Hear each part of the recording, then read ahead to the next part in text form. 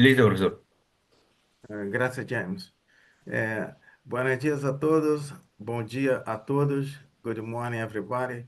É, Hoje teremos a palestra do professor Tiago Saraiva,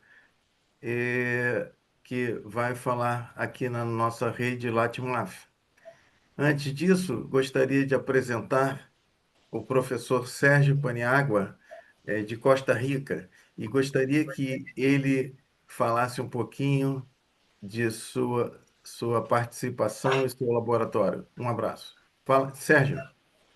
Gracias, Isaías. Bueno, no, mucho gusto, Sergio Paniagua. Yo soy químico, trabajo en el Laboratorio Nacional de Nanotecnología. Ahí más que todo yo estoy haciendo modificación de superficies, ya sea química o topográfica. Y hace unos meses, en marzo, di una charla aquí en LabMat, que fue lo que derivó en que me invitaran a formar parte de la red. Entonces, no, entusiasmado de estar aquí y oír la charla del doctor Tiago. Gracias. Obrigado, Sérgio, e bem-vindo à rede. Tiago, bom, deixa eu falar. Tiago é professor na Escola de Economia e Ciências Eletrônicas de Moscou,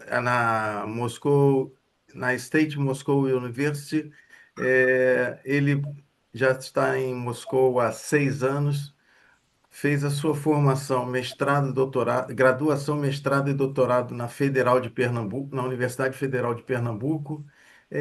Colabora com pro- professores já bastante conhecidos aqui na rede, como o professor Albino Aguiar, da Federal de Pernambuco, o professor Arcade, de lá da Estadual de Moscou, assim como o professor Vagov. Tiago hoje vai falar para a gente nessa rede sobre eh, Robust High Temperature Superconductivity from Effective Low Dimensional Multiband Materials. Bo- Bom, Tiago, você tem 50 minutos para a sua apresentação. Uns 5 minutos antes, eu te aviso que o tempo está terminando, tá bom? E Beleza. você fique à vontade em falar em português, espanhol, inglês ou russonhol, ok? Um abraço, Thiago. Estou marcando. Muito obrigado, professor. Muito obrigado ao Luiz pelo convite. Muchísimas gracias, Luis. Es un placer estar aquí. Desgraciadamente, mi español no es tan bueno, así que pido perdón, pero si no me oyen bien, por favor, me interrumpan a cualquier momento y pregunten, ¿vale? Estoy encantado de estar aquí hablando para vosotros. Mas agora eu vou mudar para o português. Eu vou tentar falar devagarzinho, bem explicado, tá? Eu acho que vai ficar claro. Eu queria falar para vocês hoje sobre um trabalho. Eu fiz há uns 5 anos atrás esse trabalho, quase 5 anos atrás. Eu estava chegando em Moscou, eu estava saindo do Brasil, passei um tempinho na Itália. Eu fui visitar lá o grupo do André Perali e lá em Padova também o grupo do Luca Delana e do Lucas Salasnit. Isso aqui eu fui visitar eles, né? O André Peralta ele tem um approach muito legal para supercondutores multibandas e o estudo de flutuações quânticas, né? Aí eu fiz esse trabalho aqui com esses colaboradores, pessoal muito bom aqui, o Arkady Chanen, que foi meu orientador de doutorado, e até hoje a gente trabalha junto. Até hoje ele faz como outro, até hoje a gente joga bola, né? Sim, uma honra trabalhar com esse grupo aqui, um pessoal tão bom, né? Por favor, quem se interessar mais pode checar esse trabalho aqui. Quem precisar também da minha apresentação, eu posso mandar depois os slides, quem gostar, que eu vou botar aqui umas referências bem importantes, né, para esse trabalho aqui, tá? Então, o que é que a gente trabalha nesse trabalho aqui? O que foi que a gente fez, né? A gente foi motivado por um certo tipo de material que eles chamam de chain-like, né? Por exemplo, aqui o crômio arsênio, né? O crômio arsênio, ele tem na estrutura dele uma espécie de cadeias, são uma espécie de estrutura de cadeias, quase unidimensionais. Por exemplo, também alguns compostos orgânicos, isso fica bem claro, né? O paraterfenil, ele quando está nessa posição reta dele, né? Para terfenil, para quaterfenil, tem vários artigos preliminares ligados a isso aqui. E o pessoal observou que tem possibilidade de aumento de temperatura crítica, né? E a gente se interessou por ele, né? Essas estruturas quase unidimensionais, você olha para a estrutura de Fermi, para a superfície de Fermi dela, né? Ela fica bem atípica, ela fica uma coisa mais plana, né? Então, a gente tentou fazer um modelinho para tratar esses materiais, possivelmente até multibandas, né? Com mais de um gap supercondutor, né? Então, vamos lá, eu vou tentar mostrar aqui mais ou menos, claro que não vai ser com todos os detalhes, né? Mas eu vou tentar mostrar um sketch geral, né? Um quadro geral de como é mais ou menos o nosso modelo a trabalhar com esses materiais, né? Então, a gente vai usar o formalismo de fusões de Green, lá aquele trabalho do Gorkov, né? A gente vai usar esse formalismo de fusões de Green e essa equação autoconsistente lá da teoria BCS para mais de supercondutor, que ele tem mais de um gap, né? É o Sul Matthias Walker, é um artigo do PRL, saiu em 59. Eu acho que vocês são familiares com esses termos que eu estou falando aqui, tá? Mas se alguém não entender bem, por favor, me interrompa, tá? Nas funções de Green, por exemplo, essa função de Green não perturbada, ela aparece aqui a função de dispersão, né? O termo de dispersão aqui no denominador, e essas frequências que aparecem aqui são as frequências de Matsubara, tá? Fermiônicas. Aparece dessa forma aqui. E no nosso formalismo aqui, a temperatura, ela tem unidade de energia. A gente vai fazer KB igual a 1. Quando aparecer temperatura, a gente fez KB igual a 1, tá? Constante de Boltzmann. Então, nessas funções de dispersão, essas relações de dispersão lá, para as bandas supercondutoras tridimensionais, tá? A superfície de Fermi dela bonitinha, mais arredondada, mais parecida com estruturas 3D, né? A gente vai usar relações de dispersões usuais, tá? Tridimensionais, K ao quadrado, o xarel latino. E para as bandas quase unidimensionais, o que é que vai acontecer? A gente vai considerar que a massa efetiva dela, em algumas direções, por exemplo, a Y e a Z, tá? Y e a Z, elas são tão grandes que você vai poder desprezar, ou seja, a mobilidade nessas direções ela é comprometida. Tem uma direção que ela é privilegiada. Então, o que é que a gente vai fazer? Nesse somatório aqui do K ao quadrado, a gente vai desprezar os termos em Y e Z e vai manter o termo só em uma direção do X, tá? Então, as integrais, né, nas funções de Green, por exemplo, ela não vai depender essencialmente, aqui no denominador, não vai depender essencialmente do K, né? Então, a gente vai separar o K Y e Z, vai fazer as integrais só no KX, ok? Então, a gente vai ter essa diferença na relação de dispersão para os casos de duas bandas, tá? E outro detalhe que a gente vai trabalhar é que quando o fundo da banda ela chega próximo do potencial químico, geralmente pode ter um aumento da temperatura crítica, né? Então, o que a gente vai considerar também algumas bandas, uma das bandas ela vai estar no regime que a gente chama de shallow band, né? São a banda rasa, tá? O shallow band, quando esse fundo da banda aqui fica próximo do potencial químico. E tem a banda funda, que é aquela banda que ela passa bem longe do potencial químico, o fundo dela, né? Tá? Então, no nosso modelo, essencialmente, são essas as coisas que a gente vai considerar, tá?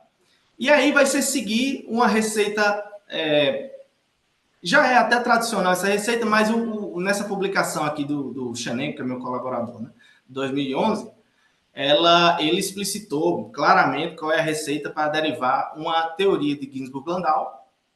Você sai das equações de Gorkov, né? Você sai até do Hamiltoniano BCS, se você quiser, modela um Hamiltoniano multibandas, com esse formalismo lá que eu falei antes, obtém as funções de Green e tal, aí chega nessas expansões aqui do gap em termos dos núcleos, esses kernels aqui, K, KB, né?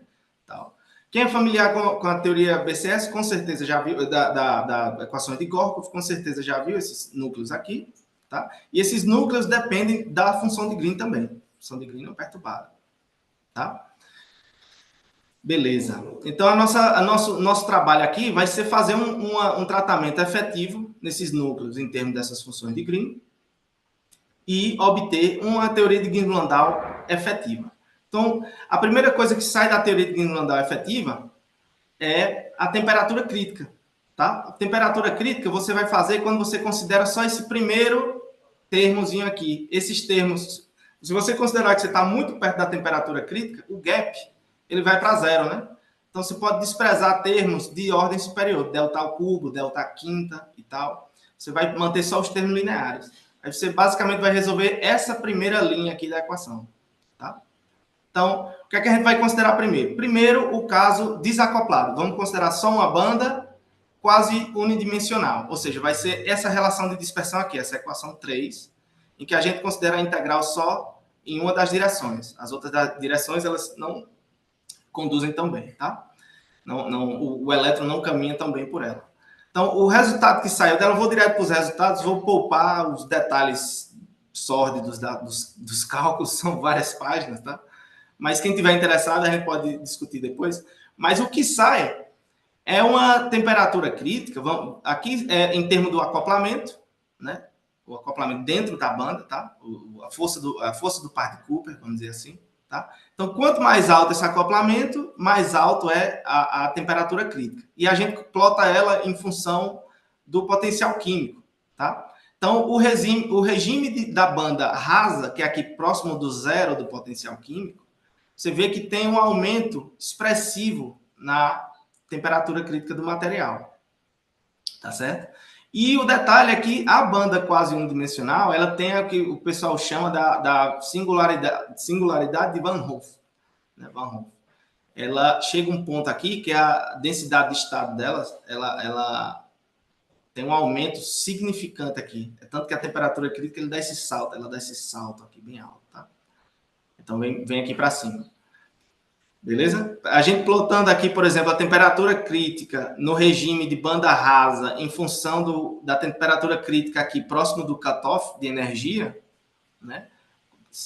Tanto que aqui vai para 1 esse número, né? Você vê que tem casos que ele pode aumentar até 100 vezes mais a temperatura crítica. Mas a gente chama isso aqui de TC0, porque qual é o problema? O problema é que bandas unidimensionais, elas têm alta flutuação, né? Então, essa aqui, por enquanto, é o campo médio, tá? Esse é o resultado para o campo médio. Depois a gente vai ter que renormalizar, a gente vai ter que considerar o efeito de flutuações, como seria sobre as temperaturas críticas, tá?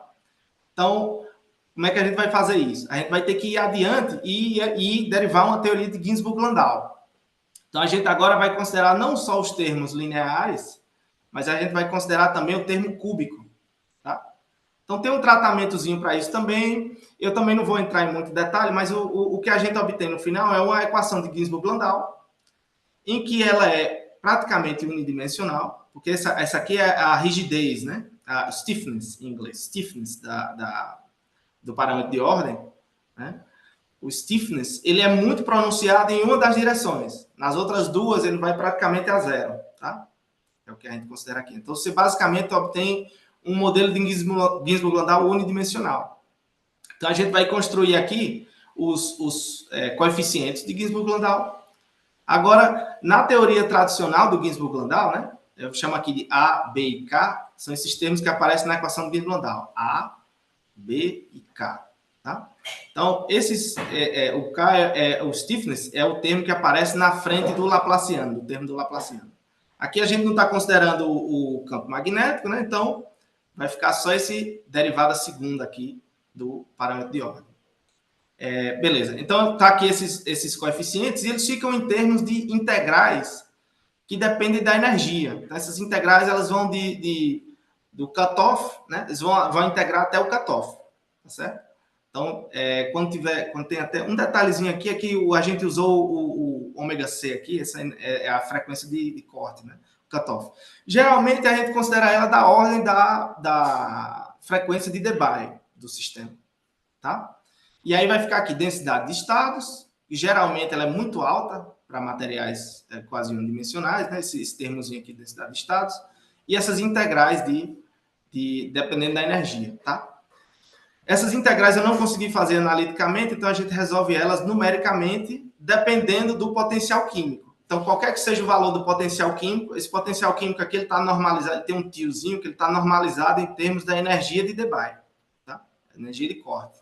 Então, dependendo do valor do potencial químico, é um parâmetro que eu controlo, potencial químico, eu vou saber os coeficientes de Ginzburg-Landau. Tá? O TC0 aqui, a temperatura crítica, eu já obtive antes, tá certo? Então é isso. Isso que a gente... Quando você... e de fato, no final, para o que importa para a gente é calcular o que a gente chama de número de Ginzburg. E aí esses termos de frequência de Debye, eles vão todos ser cancelados. Tá? Mas eu vou falar disso mais adiante. Essa frequência, em princípio, eu também controlo, densidade de estados eu também controlo, mas... para o parâmetro que vai ser importante para a gente, que é calcular a temperatura crítica renormalizada, eles não vão ser importantes porque eles vão todos se cancelarem. Ok? Então, vamos lá. Eu vou decidir mostrar aqui agora a parte com duas bandas, certo? Então, o nosso caso agora vai ser uma banda quase unidimensional acoplada a uma banda 3D.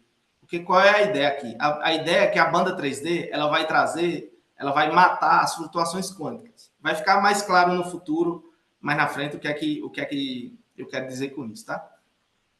Eu até cancelei um slide aqui da apresentação, que eu estava com medo do tempo, mas era um slide que era importante, que era mostrar que aqui eu já consigo calcular o número de Ginzburg, que é um número que dá a ideia do tanto de flutuação que vai haver. E o fato é que, se você considerar só uma banda unidimensional, apesar dela ter alta temperatura crítica, as flutuações são muito fortes. E aí, no fim, esse resultado aqui, o do campo médio, ele se anula. Esse resultado aqui não é válido fisicamente, realmente falando, tá? Mas aí, quando você introduz uma banda 3D, o que acontece é que a banda 3D ela vai matar as flutuações. Então, como é que a gente vai fazer agora? Vai ser a mesma coisa, né? A gente vai resolver primeiro o caso linear para calcular a temperatura crítica, tá? Primeiro, campo médio, né? Vamos calcular a temperatura crítica. E aí, para duas bandas agora, a gente vai ter essas integrais também em termos da energia aqui. A gente vai ter essas integrais. Algumas delas dá até para resolver analiticamente, aproximadamente, né? Mas, de fato, a gente vai ter que resolver essa equação numericamente. Aqui, essa equação 15, ela dá a temperatura crítica do sistema. A temperatura crítica ela está escondidinha aqui dentro desse IA, né? Temperatura crítica aqui dentro, ó. Temperatura crítica e tal. Então, essa equação aqui é uma equação transcendental, ela vai dar a temperatura crítica do nosso sistema. O que é que a gente vai dar como input? Né? Vai ser esses acoplamentos, tá? Essas constantes de acoplamento. Então, esse é o acoplamento na banda forte, na quase unidimensional, acoplamento na banda tridimensional, lambda 2, e o lambda 1, 2 é o acoplamento entre as duas bandas, certo? Então, o que a gente obtém agora do resultado do campo médio vai ser isso. Vão ter agora dois ramos, tá? Duas componentes da temperatura crítica, tá? E é até bonitinho essas figuras aqui, porque agora você vê que a solução de mais alta vai ser a que a gente vai escolher, e agora ela acontece até antes da singularidade de Van Hoff aqui, né? Ela é até mais baixa, mas assim, ela também é diferente de zero, né? Então, a gente vai escolher esse ramo maior. Eu também vou comentar aqui por alto que, deixa eu ver aqui, sim, que a gente vai ter duas soluções para o gap, tá? Uma solução que eles têm o mesmo sinal, a gente chama de eta mais, e uma solução que eles têm sinais opostos, tem esse menos aqui, eta menos. Então, esse aqui é o chamado, o pessoal comenta na literatura às vezes, que é o estado S++, né? E tem o S mais menos. Então, nesse modelo de duas bandas, a gente já consegue até obter estados anômalos de supercondutividade, né? Mas, legal, enfim, a gente vai manter só o estado S++, a gente vai selecionar só solução aqui, S++, tá? A gente vai chamar de eta mais, e é o estado que tem solução crítica mais alta, né? Então, quando a gente considerar a teoria na vizinhança da temperatura crítica, for construir uma teoria de Ginzburg-Landau, ela vai estar aqui nessa vizinhança da temperatura crítica mais alta. Tá ok. Então, você vê que para esse caso aqui, você bota lambda 1, vamos botar um acoplamento baixo, né? Lambda 1, 0,2, lambda 2, 0,18. Até para baixos acoplamentos, o sistema já apresenta uma temperatura crítica alta, né? Ele já sai aqui dessa soluçãozinha, que é praticamente zero, para uma solução bem alta, tá? Aqui é a divergência na densidade de estados, tá? Densidade de estados. Então, ela ainda tem essa divergência na densidade de estados, mesmo no sistema com duas bandas, tá? É igual ao sistema só com uma banda. Só que agora, nesse caso, o que a gente vai observar, né? Vamos seguindo adiante, o nosso gap agora, como eu falei, né? A gente vai considerar essa solução em que as duas componentes ela tem o mesmo sinal, né? É o estado mais, tá? E o verdadeiro parâmetro de ordem de Landau é uma função complexa, tá? Mas é uma função que só tem uma componente, tá?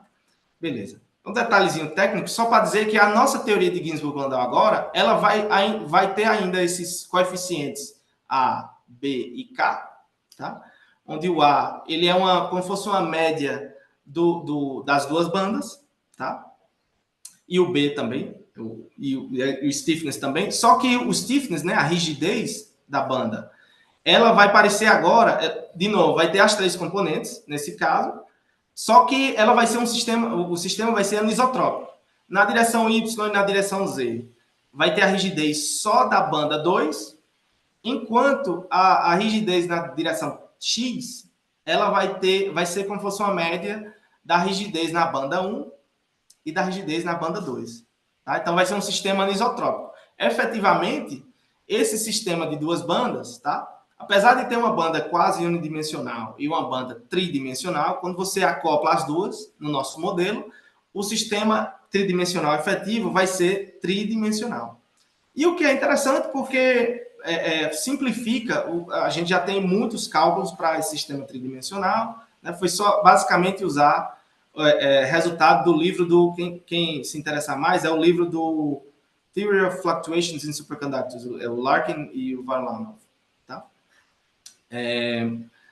Então, o próximo passo aqui, já que a gente tem os coeficientes de Ginzburg-Landau, a gente vai usar isso para calcular o número de Ginzburg. Tá? O número de Ginzburg ele dá uma ideia de quão próximo da temperatura crítica você pode chegar com essa teoria antes que as flutuações quânticas comecem a dominar e comecem a varrer tudo e destruir tudo. Tá? A teoria de Ginzburg-Landau ainda é válida. Né? Então, está aqui uma expressão para o número de Ginzburg. Né? E o detalhe é que ele fica... a gente... trabalhando com unidades adimensionais, eu tentei simplificar o máximo possível a expressão final, né? Então, ele vai ficar em termos da temperatura crítica que a gente obteve só usando a teoria do campo médio, a temperatura crítica da banda 2, da banda 3D, né? Isolada, que geralmente é uma temperatura críticazinha baixa, né? Então, esse termo aqui, dividido TC0 por TC0 da banda tridimensional, ele vai dar um termo muito alto, vai dar um valor bem alto aqui. E o número de Ginzburg da banda 3D, esse aqui ele é baixo, né? Porque geralmente sistemas tridimensionais ele tem um número de Ginzburg baixo, né? Esse número de Ginzburg ele depende muito da dimensionalidade do sistema. Se o sistema é quase unidimensional, ele explode, né? Fica muito grande, e aí a teoria fica muito ruim trabalhar com campo médio. Mas se você for para 3 dimensões, até 2 dimensões, fica mais confortável trabalhar na vizinhança da temperatura crítica com campo médio. Tá? Então, o detalhe é isso. O que a gente percebeu? É que esse número de Ginzburg, quando você acopla a banda quase unidimensional com a banda tridimensional, ele diminui muito. Né? Aqui a gente está plotando aqui um gráfico logarítmico, né? Então, geralmente, esse número de Ginzburg 3D aqui, ele pode ser da ordem de 10 a menos 10, né? Pode ser um número bem pequeno, tá? E aí o detalhe é que quando você divide o número de Ginzburg real pelo 3D, né, quanto mais você acopla as duas bandas, ele vai diminuindo. Então, o importante não é nem o perfil dessa curva, mas é o valor dela aqui na vizinhança do zero, né, que é a nossa região de interesse, que é perto da singularidade de Van Hoff. Né? Então, no final, a gente tem uma formulazinha lá. Vocês podem ir no lá e não vai lá, mas eu não vou perder muito tempo com ela. Mas essa forma aqui da temperatura crítica, considerando os termos de flutuações, a presença de flutuações, né? Ela renormaliza o campo médio por esse fator aqui, 1 mais 8π raiz quadrada do número de Ginzburg. Então, o que é isso? Aqui são todos números positivos no denominador. Então, o detalhe é que quanto maior esse número de Ginzburg, menor vai ser a temperatura crítica no final. Então, o que é que a gente quer? A gente quer o número de Ginzburg o menor possível, né? Que é justamente isso que acontece aqui. Ele é muito alto quando as bandas estão com fraco acoplamento entre elas, mas quanto mais você acopla as duas bandas, mais você diminui as flutuações no sistema, mais você diminui esse número de Ginzburg, e aí mais o seu material no final vai ter temperatura crítica mais alta. Tá? Então, esse é o nosso interesse. Materiais com número de Ginzburg baixo. Tá? Então, a gente escolheu, só para manter a questão de comparação, né? De novo, esse lambda 1, 0,2, lambda 2, 0,18, e agora a gente está plotando não só a temperatura crítica de campo médio, mas agora a gente está plotando a temperatura crítica renormalizada. Tá? Então, é isso. Para acoplamentos entre as bandas, quando o acoplamento é fraco, a temperatura crítica ela é baixinha aqui. Ó, tá? As flutuações são muito altas e termina matando a supercondutividade. Mas à medida que você acopla as duas bandas, você retoma o resultado do campo médio para a banda quase unidimensional. Tá certo? Então, esse é o resultado mais importante, tá? do nosso trabalho, é entender como é que a gente fez um sistema em que bandas quase unidimensionais, né, próximo também muito importante, próximo do nível de Fermi, né, como é que ela consegue ter uma alta temperatura crítica quando você acopla essa banda com uma banda tridimensional. A banda tridimensional, ela pode ser até uma banda passiva, o gap dela pode ser até nulo, ela pode ter uma temperatura crítica muito baixa, mas ela vai servir só para matar as flutuações quânticas que o sistema unidimensional ele sofre, né, com essa banda, tá? Então aqui as minhas conclusões é isso, né? Apesar do sistema quase unidimensional ter uma alta temperatura crítica de campo médio, né, o efeito das flutuações é muito forte. E aí a gente pode prevenir esse sistema de chegar a temperaturas críticas altas. Tá? Mas aí a combinação de uma banda quase unidimensional com uma banda tridimensional forma um sistema efetivamente tridimensional, com alta temperatura crítica de campo médio. E aí o nosso modelo explica como ele tem um approach simples, né, claro, para explicar por que é que materiais quase unidimensionais, com bandas quase unidimensionais, estruturas quase unidimensionais, ele pode ter temperaturas críticas altas, tá? Bonus track, aqui, antes de terminar, eu queria falar de um bom candidato, um excelente candidato para testar isso aqui, tá? Eu não sei se vocês viram esse artigo da Science Advances, ele é de 2018. Eu acho que é 2018, tá? Fala dos clatratos de carbono, boro, tá? Então, são células. É um material que ele parece, esse clephydrates em inglês, tem a ver com, do latim, né? Tem a ver com jaulas, né? Jaulas, como na jaula, não? Aí, você faz uma jaula aqui, uma célula, né? De carbono e boro, e dentro dele entra um átomo de estrôncio, tá? Então, eles encontraram supercondutividade nesse material em torno de 40 Kelvin, tá? Estrôncio, boro, carbono, né? Estrôncio, boro 3, carbono 3, esse material, né? Ele é bom porque essas estruturas de boro e carbono, elas são bem rígidas, né? São bem duras. Então, seria um material que vai aguentar muita pancada, assim, estresse mecânico e tal. É diferente por exemplo, do ítrio, bário, cobre e oxigênio, que como ele é cerâmico, né? Ele sofre muito com estresse mecânico, essas coisas, tá? Então, mas o problema é que durante a síntese desse tipo de material, a gente precisa chegar a pressões altas, tá? E temperaturas bem altas. Então, aqui é onde eu estou procurando, eu vou explicar aqui qual é o detalhe teórico, né? Mas eu estou procurando um grupo experimental que seja capaz de chegar até essas temperaturas e pressões para a gente sintetizar esse tipo de material. Por que é que eu estou falando desse material, estrôncio-boro-carbono, né?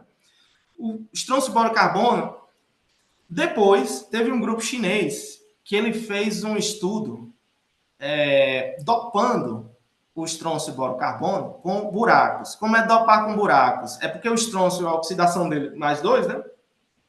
Eles doparam com rubídio. Então, o rubídio, oxidação mais 1, você vai ter lugar aqui que você vai ter estrôncio na célula e vai ter lugar que você vai ter rubídio, tá?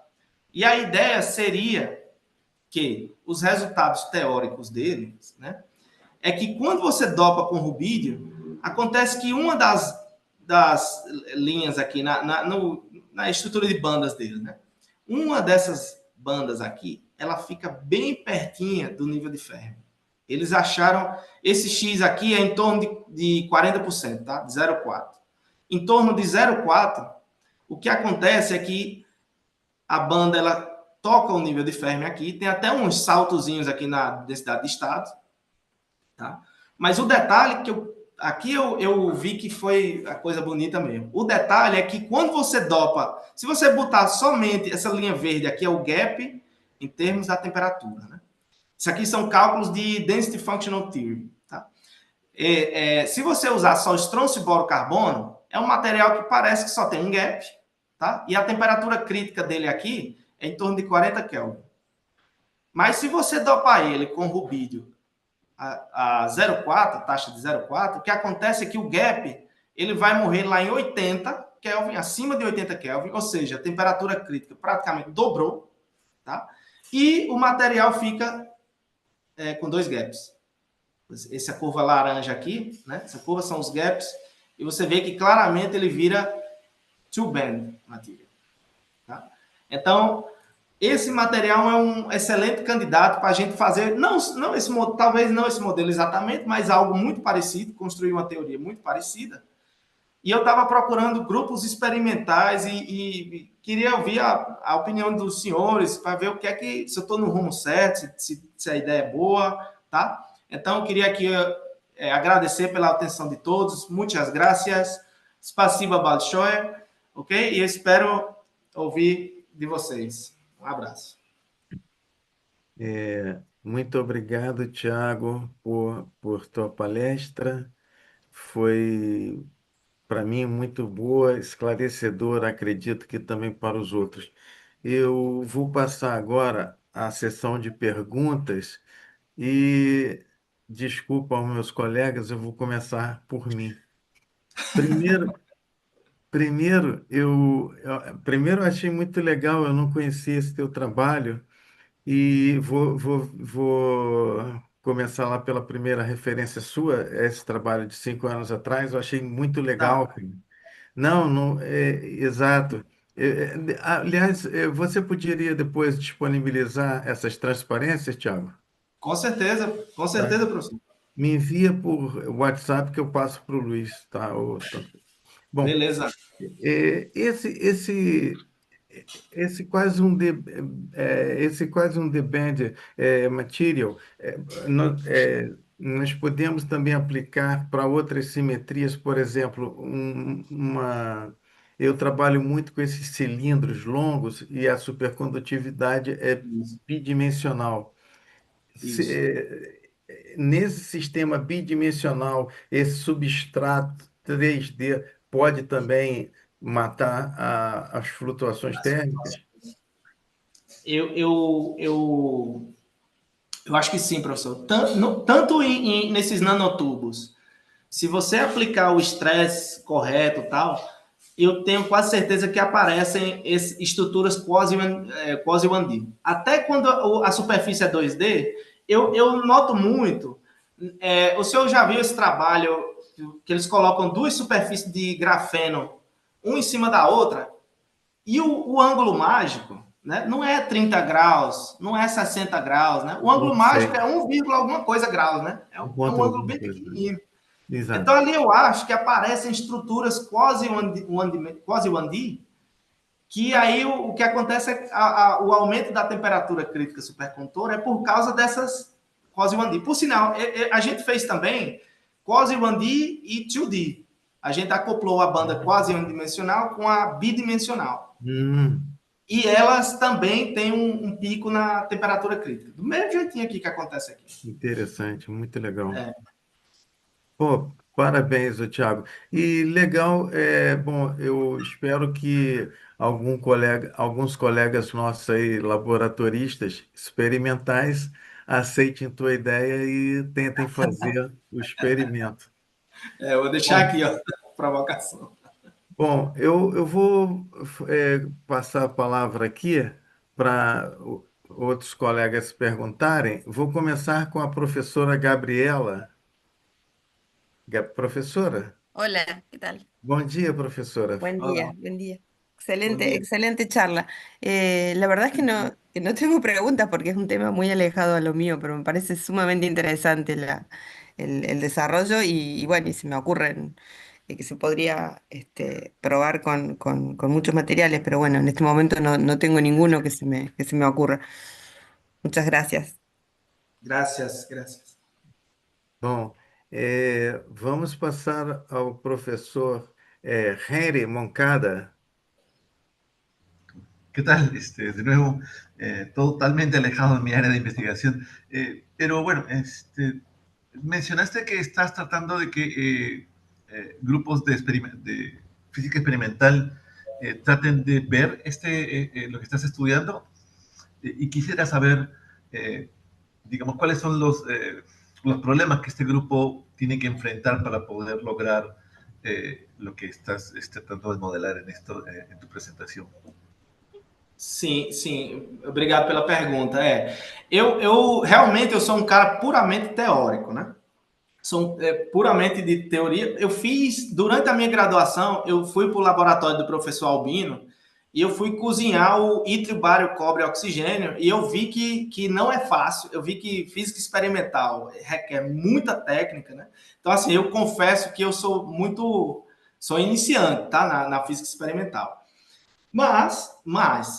O que o pessoal comenta aqui, né, é que esse material do estrôncio borocarbono ele requer uma técnica muito particular para fabricar, né? Porque as temperaturas que eles têm que chegar, a temperatura da ordem de 2.500 Kelvin, 3.000 Kelvin, né? Primeiro é que tem que ser num volume muito pequenininho, para você ter uma pressão tão alta, né? 50, 150 gigapascal, né?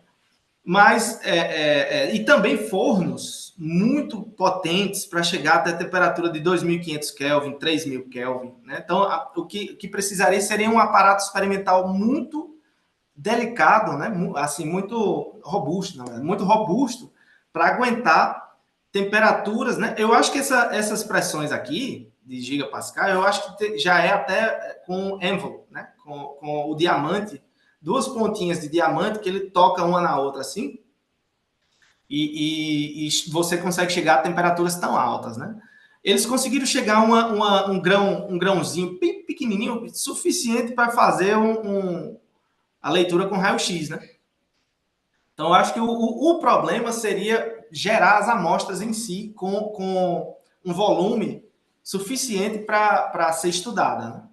Mas uma vez que a gente produzisse essas amostras, o bom é que ela é uma amostra muito robusta, né? Ela aguenta muito estresse. Você vai poder jogar ela no chão, ela vai sobreviver a impacto, né? Mas, e que assim, eu vejo que, agora falando do ponto bom, né? O ponto bom desse tipo de material é que para aplicações de supercondutores seria fantástico, né? Se a gente conseguisse aumentar muito a temperatura crítica, mas chegar também ao ponto de aguentar muito estresse mecânico, eu acho que para aplicações seria o céu, né? Então, eu respondi sem responder a pergunta dele, mas No, no, sí, é sí, isso. está bien. Pero yo tampoco soy experto en el área, así que te tengo que creer. Tá ok, tá ok. Obrigado, obrigado. Agradeço a Gracias por la participação. presentación, muy interesante. Graças. Obrigado, Henry. Obrigado, Tiago, pela resposta. Vamos passar agora ao professor, deixa eu ver aqui quem está, é o Sérgio Paniagua. Sí, gracias, Tiago, por la charla, muy interesante. Yo soy químico experimentalista, entonces no es de mi tema, pero hay algo que ah, noté el clatrato que mencionaste al final. Busqué la Uhum. publicación y vi que se publicó en 2023, pero lo vi en Archive desde 2017, este paper. Bueno, Esse aqui? 2022. No, este no, 2020. el de Shu, ajá, Esse este. aqui. Sí, entonces quería preguntar, ¿por qué? ¿Sabes qué es lo que pasa? Por qué se tarda tanto desde que está en Archive a que llega a publicarse un paper de estos? Porque sé que en superconductores, ¿verdad? Siempre hay, la comunidad es muy escéptica, ¿verdad? Y demás. Tal vez puedes comentar un Sim, poco al respecto. sim, sim. Essa é uma verdade, que a comunidade é bem cética e geralmente esses grupos chineses, acho que os pobres sofrem muito, porque ninguém confia muito. Eles são lá do outro lado do mundo, né? Tem um certo preconceito e tal. Nós latino-americanos também sofremos muito isso, né? Para a gente conseguir publicar um artigo no Science Advances, no Science, né? É uma coisa, assim, primeiro que eles têm aqui até colaboradores ocidentais, né? A primeira coisa é essa. Então, assim, quando eu fui publicar esse artigo aqui do PRL, né? Essa minha visita à Itália foi o meu maior trunfo, porque eu discuti muito isso com o André Perali, especialmente, mas também porque o nome deles dá um peso para a publicação. O referi, quando ele respondeu para esse trabalho aqui, rapaz, foi uma seda, assim, o cara estava agradecendo por eu ter submetido esse trabalho e tal, né? Então, assim, é uma coisa, o pessoal fica mais amigável, né? Não sei. Os outros trabalhos que eu publiquei só com meus colaboradores do Brasil, sempre é paulada, né? Então, eu acho que os grupos chineses ainda têm um grande ceticismo com relação a eles, assim como os latino-americanos, como nós, né? Mas eu vejo também que é bom que seja tudo muito bem conferido, porque, assim, dá uma segurança de seguir as linhas que eles estão descrevendo aqui. Então, tem um passo a passo claramente dito aqui, como é que Uhum. eles prepararam essas amostras, né? Que aí eu acho que eu sentiria confiança de recomendar para alguém tentar reproduzir isso aqui. Até porque esse trabalho teórico, né, esse aqui ainda não foi feito experimentalmente, que é a dopagem do estrôncio borocarbono. Eu tenho um colaborador chinês que ele trabalha com o DFT, Density Functional Theory, né? Ele já reproduziu todos esses resultados aqui. Então, assim, com relação aos resultados teóricos do rubídio, estrôncio, boro, carbono, eu garanto, porque esse meu colaborador é o Dongyu Liu, ele recentemente foi também aceito como professor lá em Moscou, né? Esse meu colaborador é um cara, assim, excelente, assim, está publicando 20 artigos por ano, né? Assim, uns números magníficos, né? Mas a qualidade também do cálculo dele, eu conferi tudo ali com ele pertinho, foi eu quem sugeri que ele reproduzisse esse resultado, né? Então, eu propondo isso aqui para os senhores, eu consigo dizer assim, tem uma grande probabilidade da gente fazer uma publicação de altíssimo nível, tá? A gente chegar a reproduzir esse material aqui e verificar, porque até agora é um resultado teórico, tá? É um resultado teórico, mas é de primeiros princípios, usando, partindo do Hamiltonianozinho de moléculas lá, né? De átomos, né? Então, a gente fazendo esses cálculos aqui, eu posso recomendar com grande dose de certeza que esse resultado vai aparecer. Então, antes, a gente tinha uma temperatura crítica em torno de 40 Kelvin, e esse aumenta até 80, esse dobro da temperatura crítica, né? A gente pode ter chegado no que pode ser o caminho para a supercondutividade de alta temperatura controlável, né? Então, eu acho que merecia atenção, tá? Merecia, no mínimo, uma atenção boa esses resultados aqui. Ok. Gracias, Tiago. Obrigado. Bom, obrigado, Sérgio, pela pergunta. Obrigado, Thiago. É, Ximena, sua vez, Ximena, temos perguntas? Buenos días, profesor Isaías. En Buenos este días. momento no tenemos preguntas, digamos, por nuestras redes. Muchas gracias, solo agradecimientos por la charla.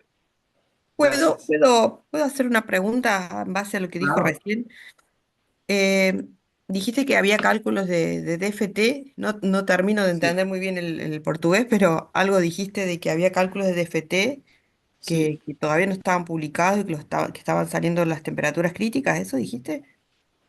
Sí, sí, sí. Sí, pues lo que pasa es que ese artículo de 2022 fue el que me motivó a invitar a un colaborador chino, se llama Dongyu Liu, y él pudo reproducir todos esos resultados teóricos, pues por ahora solo hay resultados teóricos del dopaje con rubidio, ¿vale? Entonces, normalmente lo que se conoce teóricamente es el material puro, estroncio, bario, carbón, y lo que pasa es que es single band, pero la predicción teórica es que se va a particionar en dos gaps y el doble de temperatura crítica. Entonces, es el punto central aquí, es que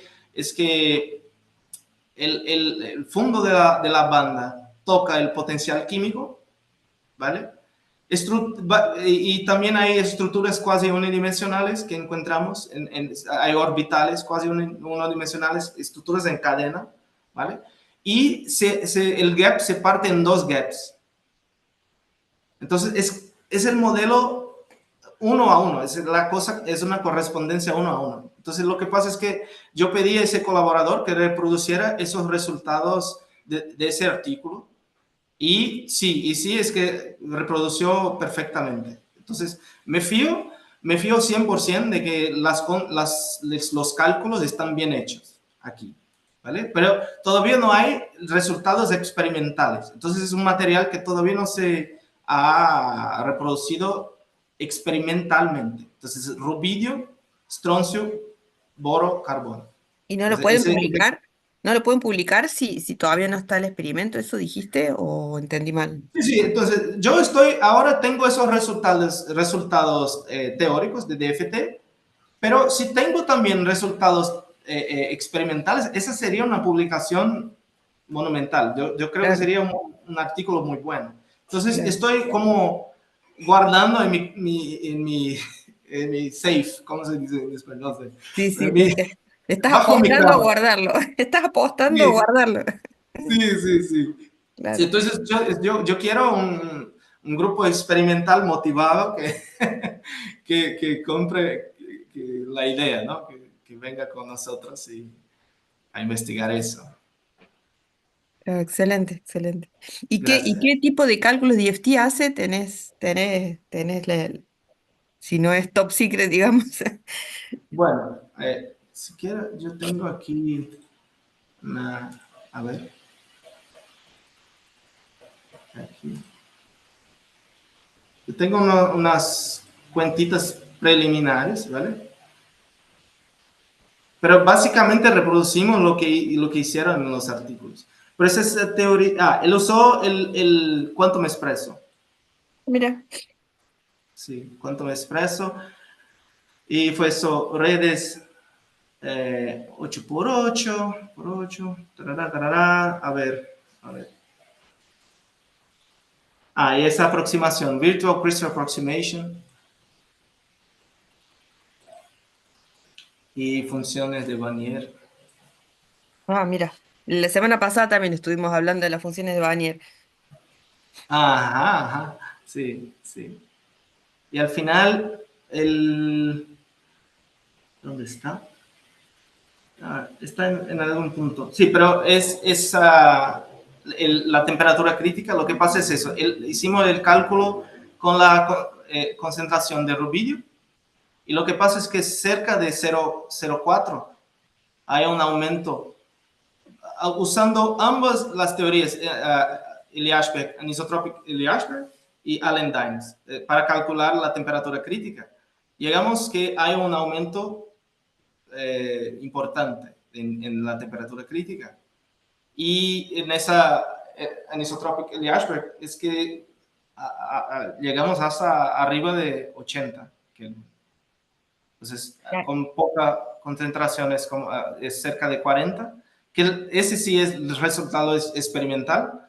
Entonces, temperatura crítica cerca de 40 Kelvin y con el dopaje llegamos a arriba de 80. Tenés que ¿Vale? volver cuando lo publiques, entonces cuando encuentres los experimentales que lo miren. ¿Y qué es lo que hacen con Prometo. Vesta? Que ahí dice, usando el Vesta software, ¿para qué lo usan el Vesta? Para obtener los orbitales y las estructuras. Es que aquí hay unos plots, eso. Ah, los Los plots. orbitales, por ejemplo, esas son las estructuras cuasi unidimensionales que hablamos. Entonces, hay esos orbitales, hay una dirección que es privilegiada. Claro. Los orbitales de la banda donde los pares de Cooper habitan, es que hacen esas estructuras que parecen cuasi unidimensionales. Oh, hermoso, hermoso trabajo, re lindo. Bueno, espero que encuentres pronto los experimentales que inviertan y si no, publicarlo, porque es muy lindo. Aquí está en el horno, estamos Claro. cocinando No, todavía. claro, es peligroso guardarlos. Bueno, muchas gracias y mucha suerte. Gracias. Muchas gracias, Gabriela. Tenemos ahora el profesor Mauro Dória está presente. Muy bien, muy bien. Bom dia, professor. Mas estou solamente escutando, porque é muito conhecimento para mim, é muita sabedoria, mas é um trabalho muito lindo. Congratulações. Gracias, professor. Gracias. Es un É, honor oír eso. professor Mauro Dória está com a camisa do Fluminense, se eu não me engano. Muito bem. Infelizmente eu não pude, eu estive no Rio de Janeiro por um diazinho. Infelizmente eu não pude ir lá dar um abraço no professor Mauro Dória, mas o professor Isaías também não estava lá, né? Mas próxima vez que eu for lá, a gente vai tomar uma cervejinha. Eu vou contar a história do filho do Xarel. Isso é muito bom. Então tá, deixa eu. Luiz, obrigado, Mauro. Luiz Valadares. Oi, muito obrigado. Tiago, eu vi que a preparação da amostra que está aí, últimos artigos, utilizam pressão alta, não? Mas Isso. também agora é com medições com alta pressão, disse para preparação, mas para medições com alta pressão. Isso vai influir também, certo, no incremento da temperatura crítica, porque você fala en sus cálculos alta temperatura crítica y experimentalmente es 70 Kelvin, según la figura que você muestra, 70 Kelvin, más o Eso. menos temperatura crítica, 40 Kelvin, Eso. exacto, ¿no? 80 Kelvin, experto, ¿no? Entonces, dos dudas. Primero, la presión en la teoría, en los cálculos teóricos, ¿no? ¿Cómo varía más o menos ahí a la temperatura crítica según sus cálculos? Você acho que ainda no ha calculado, mas ¿cómo cree que você va a interferir eso? Eso. Muchas gracias. Excelente pregunta. Pues eso. Todavía el modelo es muy simple, ¿no? A pesar de tener esos cálculos inmensos y todo, pero lo más importante están en los parámetros de Ginzburg-Landau. Al final es encontrar los parámetros de Ginzburg-Landau, ¿no? Entonces, lo que pasa es que ellos aquí hay otros parámetros microscópicos. Entonces, por ejemplo, la frecuencia de Debye, ¿no? La frecuencia de Debye está relacionada con el parámetro de red del material, ¿no? Es la distancia entre los puntos periódicos de la red. Lo que pasa es que si aplicas presiones, entonces cambia el volumen de la celda. No sé si así se habla en español, pero voy a intentar traducir del portugués, ¿vale? Entonces será el portuñol aquí. Pero lo que pasa es que al aplicar presiones, cámbiase esas frecuencias características, esas densidades de estados, pero en el modelo no consideramos, por ejemplo, transiciones estructurales, esas cosas más complicadas.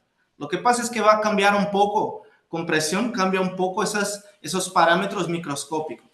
Pero todo eso está en el modelo al final, a lo que importa. Por ejemplo, a la temperatura crítica, por ejemplo. Cuando vas a calcular la temperatura crítica, lo que pasa es que todo eso está dentro de parámetros ya con un montón de cosas aquí. Por ejemplo, hay tantos parámetros aquí dentro que al final decidimos englobar eso todo en un solo parámetro libre y estudiamos en un range, desde valores muy bajos hacia valores muy altos de cada parámetro, ¿vale? Entonces, como si hablas de la teoría microscópica, hay muchos parámetros, pero cuando vas a la teoría fenomenológica, la cosa es que se puede reducir todo a esto. Entonces, lo que pasa es que es un modelo robusto, a lo que voy es eso. Si no hay como transiciones estructurales, cosas más, que él no habla, por ejemplo, en ese artículo experimental, él no habla de transiciones estructurales próximo de 40 Kelvin o 80 Kelvin. Las transiciones están muy, muy, muy arriba. Entonces, lo que pasa es que, a lo que voy es que con presión los parámetros microscópicos pueden cambiar, pero no mucho. No cambian mucho. Esencialmente la teoría será la misma, ¿vale? No sé si me hice claro, pero esencialmente la teoría será la misma, pero con parámetros un pelín diferentes. A lo que voy es que el nombre es Robust Superconductivity. La cosa es esa, es que es un modelo para una forma robusta de superconductividad de alta temperatura. Ok, obrigado, Tiago. Muito obrigado. Obrigado, Isaías. Muchas gracias. Obrigado, Luiz. Tiago, só uma pergunta. Essa tua fórmula 31, que é anterior ao teu Sim. trabalho, essa aí, ela, na verdade, o que ela está falando é que ela não aumenta, não é que ela vai aumentar a temperatura crítica, ela não vai deixar abaixar a temperatura, encontrar uma temperatura mais baixa, né? Perfeito. Sim. Tá? Então, só para. É porque o trabalho é muito bonito e promissor, mas ele não está aumentando a temperatura crítica do material, ele não está deixando que as flutuações térmicas abaixem a temperatura. Perfectamente, Tá perfectamente. legal? Sí, la cosa es que hay una temperatura de campo medio, que ya es lo que es, ¿no? Entonces, tanto más fluctuaciones aquí, cuando ese número, ese parámetro de Ginzburg es muy alto, como está en el denominador aquí abajo, lo que hace es que disminuye la temperatura crítica final del material. Uhum. Entonces, como ha dicho el profesor Isaías, la cosa es que queremos materiales con bajas fluctuaciones, así que no destruya la temperatura de campo medio. Esa es la cosa. Tiago, pô, muito obrigado. Eu não sei se estou esquecendo alguém. O Mário falou que não tinha nenhuma pergunta, mas agradece a tua palestra. É, bom, então eu vou pedir para que todos, quem puder, abrir as suas câmeras para nós agradecermos o Tiago. Antes disso, Tiago, você tem um minuto ou dois para falar alguma coisa? Tuas últimas palavras. Tá. Eu vou até tirar aqui a apresentação, né? Opa, legal. Então, pronto, tirei aqui, né? Eu queria agradecer o convite, foi uma honra aqui apresentar. Eu acho essa iniciativa, era uma coisa que eu sempre me perguntava, mas rapaz, não existe um grupo sul-americano? Existe, tá aqui. Eu estava lá congelado, lá em Moscou, e não sabia da existência desse negócio, né? Mas queria parabenizar a iniciativa, muito importante, queria me deixar aqui à disposição. o que precisarem, como eu puder ajudar aqui essa iniciativa, tá? E estamos lá em Moscou, esperamos todos vocês lá, se quiserem visitar. O voo tem que fazer uma paradinha ali na Turquia, né? Para ali em Istambul, né? Tira uma foto com a estátua do Alexandre o Grande, né? Lá no aeroporto de Istambul tem uma estátua real do Alexandre o Grande lá na zona de embarque. Os turcos não querem saber dos gregos, né? Então eles botam lá assim, com uma peça de exibição lá. Mas é do Alexandre o Grande, né? E Moscou também é uma cidade cheia de cultura, muito bonita. O grupo lá, o Alexei Vagov e o Arkady Chanenko, eles ganharam recentemente Mega Grant, né? Então a gente está com supercomputadores, a gente está com tudo, tá voando lá o grupo. E eu queria participar, ser aqui um elo para conectar a América do Sul com a Rússia, com a China, né? Que lá, o mês passado, em julho, teve visita de uma delegação chinesa lá. Então, o BRICS, né, que está começando agora, o pessoal está investindo muito em ciência. É aquela coisa, né? A gente fica submetendo os artigos da gente para a Europa e levando pancada, quando submete para o europeu, entra bem bonitinha a coisa, né? Quando é só brasileiro, quando é só colombiano, mexicano, ele leva para lá, né? Então, a gente tem que trabalhar com quem gosta da gente, né? Então, vamos trabalhar com o chinês também, que é um pessoal que é super dinâmico, recomendo, né? É um pessoal super dinâmico, muito ativo. E os russos também têm aquela qualidade ainda, aquela física soviética, né? Você vai andando nos corredores lá, você vê o cara que conheceu o Landau pessoalmente, conheceu, né, o Bogolyubov pessoalmente. Então, estamos abertos.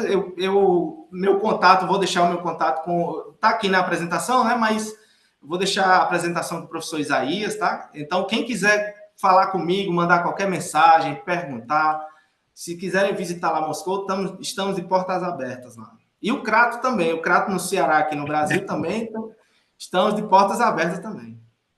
Obrigado. Valeu, Thiago, muito obrigado. Só para lembrar, ao Mário Reis está aí.